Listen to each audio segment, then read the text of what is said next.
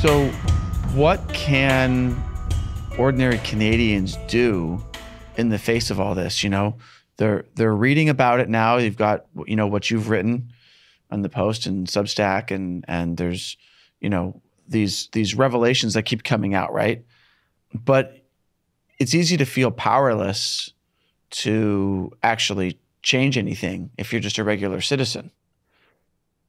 So, like, yeah, what can you do? What can you do? You can spit on your hands, raise the black flag, and start slitting throats. Thank you. Finally, someone says it. I think more increasingly, you know, you see, okay, in Canada, we're so much different from the Americans in this way. We didn't have full sovereignty over foreign policy until the Treaty of Westminster in, what was that, 1931. Foreign policy is never, like, foreign policy matters in the United States. It matters. Canada is like, meh.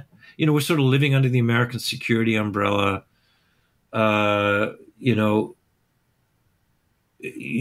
foreign policy attitudes and ideas are luxury attitudes and ideas. That's been the thinking. And it's a matter best left to the expert. But I think, you know, because of economic changes and political changes over the last 25 years or so, people are increasingly realizing that you cannot put foreign policy in a different in its own box. Foreign policy, you know, wealth migration, house prices, climate change, fuel prices, immigration, refugees. I mean, it's all part of the same package. And I think Canadians are feeling their oats a little bit, more and more every year on these issues. And I don't think Canadians will be long content to have God, I'm not going to be, okay, I'm going to be a little bit mean, to have Beijing's guy in the Prime Minister's office. I think those days are over. So, yeah, I mean, I'm an optimist. I don't see any light at the end of this particular tunnel on the election interference because of the way it's been, you know, change the subject and bury the story. But I do think that it's not too late. The overwhelming majority of Canadians, you know, the other thing is this is also a funny thing that comes, I don't think many Canadians know this, that, you know, it's only very recently that people who are in the category of white people call themselves white people. We never used to call ourselves white people. What's that? It's some American thing. And we really do have a multicultural society now. And it's been that way actually for a long, long time. But white people, quote unquote, are now the minority in the greater Toronto area. I think white people are the minority in Greater Vancouver too, Metro Vancouver. And there's all of these really fascinating, wonderful communities and all these excuses that we want to find to get into one another's liquor cabinets and mix it up. And that was actually flowering until Trudeau came along. There's a different kind of conception of multiculturalism that informs Trudeau liberalism. And it's, you know, I hate to use the word woke, but you know what I mean when I say the word woke, right? I mean, the guy is like, he's like a TikTok account in charge of a G7 country. You know? That's pretty fantastic. That's great. And you know, it's useful to him, this kind of, you know, post national state. The basic idea was Canada is a horrible, racist, colonial settler state, white supremacists, until I came along. I'm a nice one. We're the nice ones. And all of his everything he does reflects that kind of thing that he does, right? And I think most people are thinking, wait a minute, you know, old George down the street, we always got along. What's he talking about? You know, And people are just fed up with that kind of thing. And I think it's a dead end. I don't know how closely you guys pay attention to these cultural trends in your own country. We can't avoid it. Yeah, I guess you can't, eh? I mean, but we've got it bad up here. We got it really bad. And it's in the Prime Minister's office. Ironic, since he was in blackface so many times. I know. It was cultural appreciation. Amen.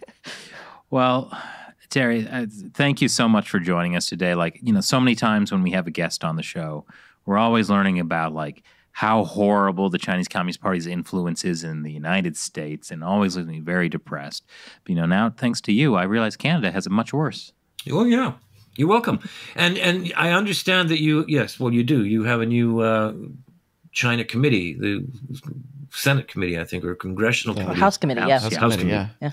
That's starting its work. So that is really good news. You've been really bipartisan on this stuff for a long time. I hope I hope you can stick to that.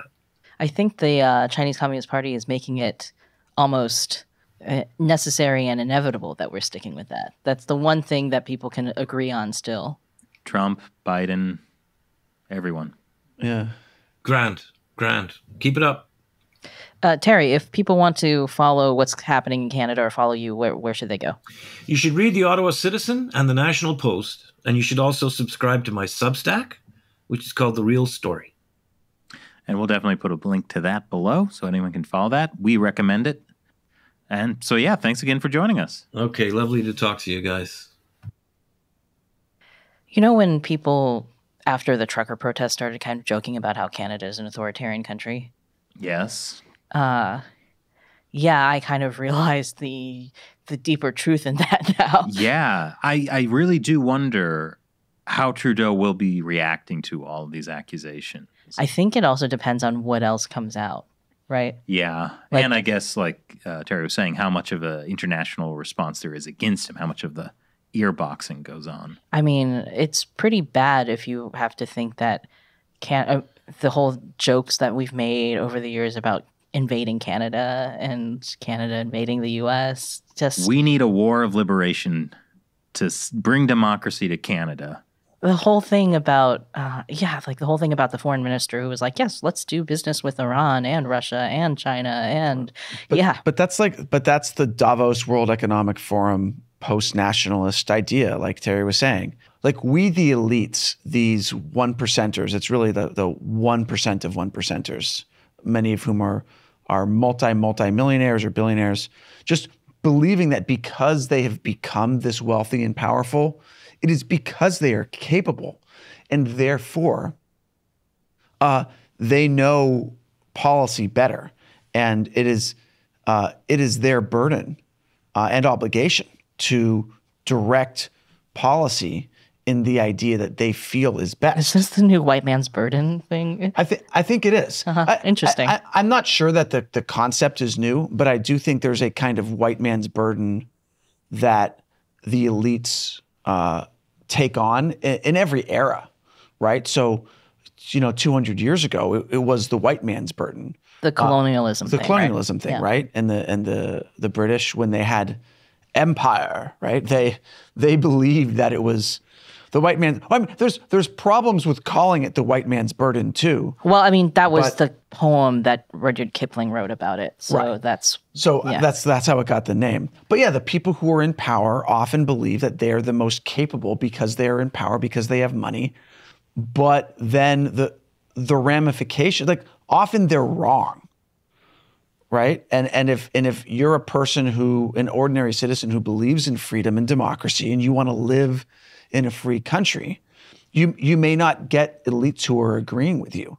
Now, I disagree with you, man. I got to say, like, this kind of new thought you're thinking about, like freedom and democracy, we need to go back to the traditional ways of human society where we're ruled by a God king who has absolute power over everyone and everything. But should that God king be Justin Trudeau? Oh, gosh. Well, I guess it's whoever has the stronger God King.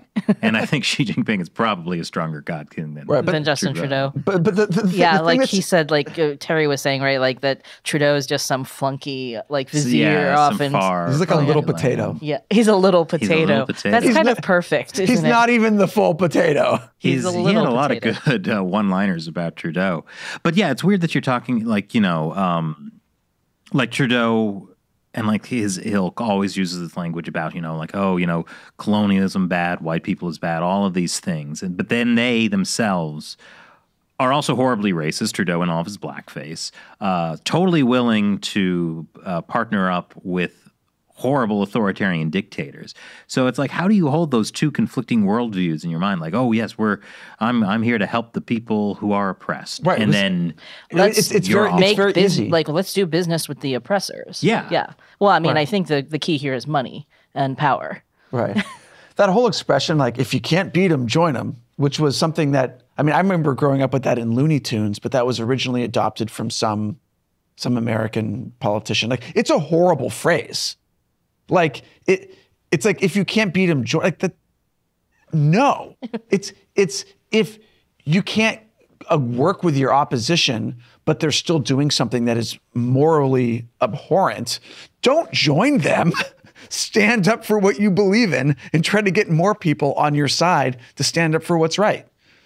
But I mean, I think the key there is that there wasn't anything particular that Canadian guy believed in, right? except maybe like a kind of post-national world government. Making money with Huawei. Right. But obviously the problem with the world government is then you have to merge free countries with authoritarian countries. And the inevitable result of that is that authoritarian ideas creep into the free countries. It's amazing and not how the other way. naive we were about thinking that like the whole Bill Clinton, China joining the WTO, they're going to naturally become more free because of, Right. doing business with And us. we have seen, regardless of causation, we have certainly seen Western democratic countries become more authoritarian in terms of more centralized power.